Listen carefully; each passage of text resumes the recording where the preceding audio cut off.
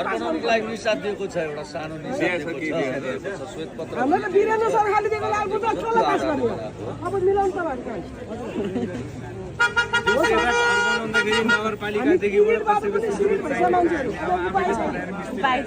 अब सराब मात्रै बाँकी छ अब हजुरले भएको मौकामा यतिको लागि चाहेको थियो जस्तो चाहे त्यस्तै भएको हामी त सपनामा पनि हजुरले सम्झिन्छु विपदमा पनि हजुरले सम्झिन्छु हजुरले यति चाहिँ गरिदिनु भएको बताएन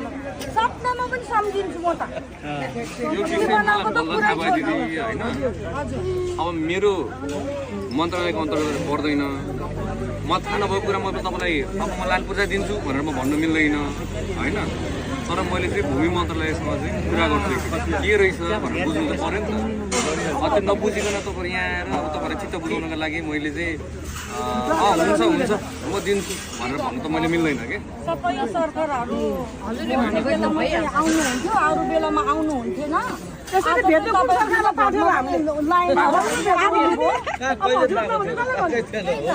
गर्नु के छ यहाँ सरकारलाई भेट्दै गइन्